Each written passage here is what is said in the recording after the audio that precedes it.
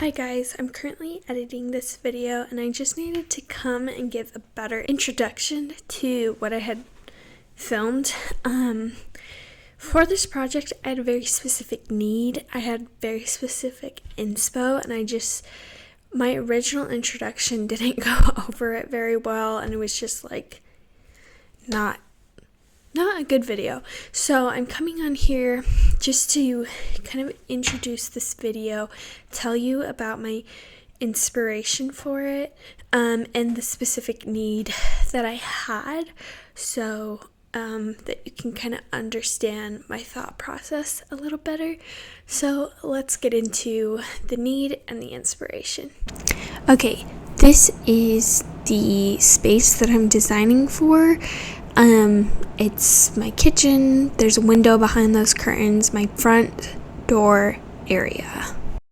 And then here, just under the window, I have like a in-wall unit. It's like a swamp cooler, but it's in the wall. It's a fan, but it just kind of ventilates our area, but it's also kind of an eyesore, but it's directly under the window. Here is some table inspiration that I have. I like vintage. I wanted something with drawers preferably, but the whole point of this table was to put plants on top of it in the windowsill. I liked the intricate detail of these spindle legs. So I found some on Facebook Marketplace that were identical in a style that I liked, and they were much cheaper too, because typically spindle legs are like $15 to $20 brand new at hardware stores, and I just got them for $10 each, which is much cheaper, and I obviously bought them. I liked the way this one on the left was blocked on the top. I liked how it had an overlap on the top and then an overlap on the bottom, and just how it was separated, so I kind of mimicked that. And then last need/want I had for this table, I really wanted it to have some type of shoe rack, just so that when we take our shoes off right at the door, we immediately have a place to put them, so it just diminishes clutter and stuff like that. So that's another goal I had for this table. It was really going to be custom for this space that we have, but I wanted it to be useful if we take it to a new apartment also. So yeah. So last of all, because I wanted to have the shoe rack, I thought that the design in the top right with the 6 legs made sense because it would divide from the in-wall unit, and then also from the shoe rack, so it would kind of have a dividing point. Obviously I only had 4 of the spindle legs, so I had to kind of do a DIY for the other 2 that I was missing, but we'll get into that more later. That was my inspiration. This is my design. Hopefully you can see it all right. Here I have the sketch of what I would like to create. So this is and it's not really to scale. I kind of messed it up a little, but it's fine. You get the idea. So this is the wall unit. This is like the 2 shoe racks. I'll have a small little shelf here that I'll probably like end up putting a basket or something. And then I would like to add 2 drawers. They're going to be really wide actually. So again, the proportions aren't totally accurate. But there'll be 2 drawers that'll be pretty like short but wide and kind of deep. And I'm thinking of just storing like electronic sort of stuff in there. And then the top, which I will obviously put my plants on, maybe some decor. I think like on this corner we could have like a catch-all sort of place, but I'm really just excited about it because I think it'll be a good use of our space, and like more of our stuff will have a home, which is nice because this apartment is really small and storage space is limited. So I'm excited to just have a place for more things. So that's kind of the idea. Over here, I wrote out all of the different cuts of wood that I would need. I've had to adjust it some since going to the hardware store and seeing what they have.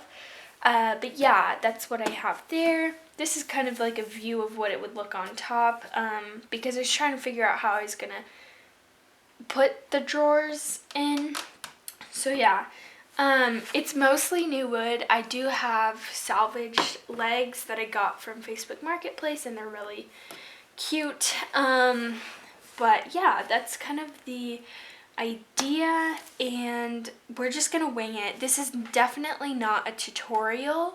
This is just me showing you a DIY I'm doing for my home, and maybe it will inspire you to make something similar for your home. Who knows? But yeah, I don't know how long this project's going to take, but I'm really excited about it. So let's just get started. Okay, so starting off this project, I'm just measuring out wood pieces. Like I just said, I already had all of the woodcut measurements written down on my plan. I had to tweak as I went because this is brand new to me, so I'm definitely not perfect at it. But that was just the start of my process, was measuring so that I knew where to cut things. And I definitely did it as I went because I didn't want to cut things and then realize that I needed something that I cut off. I also was pretty new to some of the tools that I was using. I grew up in a very do-it-yourself household as a teenager / kid, but I still had never really used a miter saw like what is here. I had seen my dad use one 1,000 times. I'm sure my mom had too, but I just had never used one before. So it was a learning curve and something I still had to figure out. But yeah, I figured it out, and I'm really glad. So I borrowed the tools from my uncle who lives in town. I understand not everyone probably has that luxury, but I'm really glad that I didn't have to buy brand new tools for this project. I just was able to borrow them from my uncle. At this point, I had already made a few cuts to the legs and some wood pieces, but I was realizing that these legs that I had salvaged had paint on them, and my plan was to stain, and so I thought it would be a good idea to just go ahead, sand these spindle legs, so I wouldn't have to do it afterwards, because I thought that was probably a better, easier, and the ultimate plan. I obviously couldn't take the sander directly to this smaller part of the spindle legs, so I just had to hand sand those. Before we go any further, I just want to emphasize to you that this is by all means not a tutorial. I'm not an expert. This is my very first time trying something like this before, but I just wanted to show you that you can make things all by yourself that are perfect for your space with little to no experience like I am here. And again, it's not perfect, but to me it was worth it. So here I'm just attaching legs with wood glue and nails and just a hammer, just to get the base of the table put together. So I had something to build off of, was kind of my thought process. And then this is where I went to. Like I said, this is not a tutorial, so I kind of jump around a lot, just showing what I'm comfortable showing you, because there were a lot of times where I just could not turn on the camera because I was like, oh my gosh, how do I even do this? And like I said, this table is by all means not perfect, and I definitely messed up things, and so I just filmed a few parts of the process. So at this point, I have my top built on, and it has spots for the drawers. I'm just about ready to put on the tabletop, and I'm feeling pretty good. Again, I did not do a perfect job. Anyone could look at it and be like, you did this wrong and that wrong. I understand it's not right, but for my first project, I think I did pretty okay. And you can see at this point I'm living in my overalls, just because they're easy to work in. So yeah, I'm just about ready to staple down, or nail down the tabletop to the rest of the table. If I'm being honest with you, I totally underestimated building drawers. I didn't think it could be too complicated. I was like, I'll figure it out, and I did figure it out, but it was not the easiest.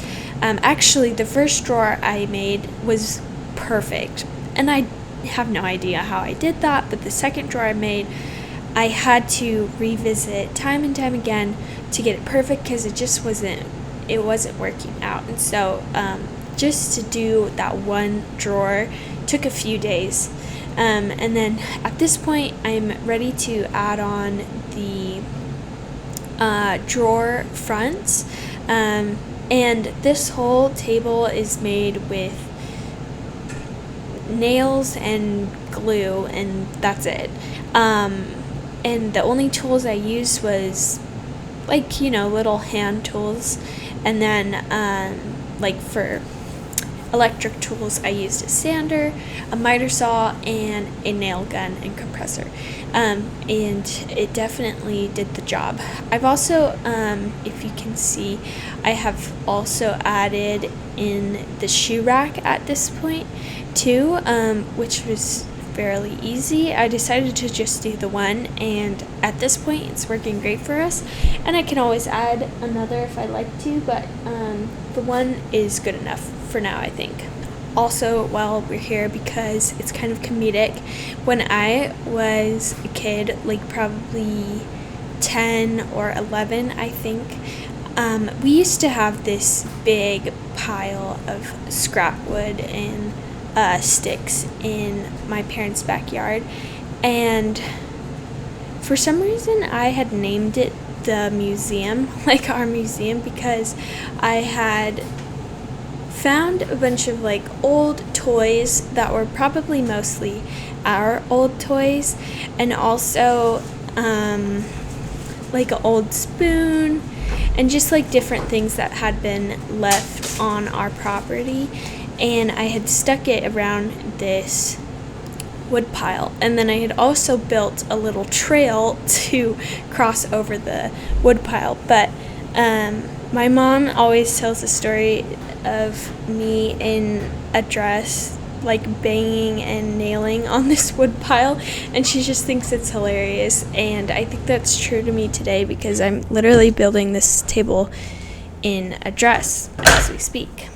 Something that I did throughout this process was filling up all of the nail holes. Not all of them, but the ones that were super obvious. So I just used tons of wood putty for this, just so that I could make it as invisible as possible. I think sometimes people will leave nail holes because it adds maybe a rustic character, but that's definitely not what I was going for. So I filled the holes through the whole process, and I think that added a lot of professionalism to the table, even though I'm not a professional. It just made it look a lot nicer overall, and I definitely don't regret that being part of my process. At this point, I am now ready to actually stain the table, and then seal it in all of the works. I'm at the very last steps of the process, and then after that, the table was ready for styling. Something I've gotten into very recently is oil painting, specifically classical oil painting. And so for this entryway makeover, I wanted to have a new painting / piece for the space, and I've been wanting something that's kind of more kitchen related. I really enjoy still life paintings, and so I started with a sketch of a pomegranate. I obviously want my paintings to kind of be different and a little bit more personal too, and so instead of just like a regular kitchen cloth, I decided to paint like a doily, actually a specific cloth that I have at home for the pomegranate to be placed on top of, and I thought it gave it a little bit more of a feminine touch without being like too in your face, and I really enjoyed the painting.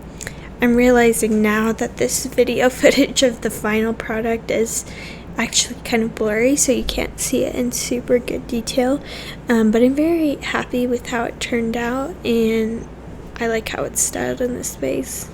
I was also not a fan of the curtains that were previously hung in the space. They were blackout curtains, which was nice, but they just weren't really my style. The shade of blue was not my favorite, and so I sewed some new curtains for the space, and I actually added some doilies type things to the top of them as well, and it just kind of ties everything in. After everything, this is how I decided to style the space, just with some candlesticks, kind of a silver catch-all, the painting, the new curtains. And the whole purpose of this project was to have a new place for my plants, and so they went on the opposite corner, and now they have a nice little place in the sun. I also added some wallpaper into the drawers to add more of a vintage feminine touch. And this is the final look at how the table turned out, all styled, even with shoes on it. I'm really proud of this project. I think it's exactly what I hoped it would be. It's added storage, it's added a place for my plants to be, and I hope it inspired you to create something custom for your space.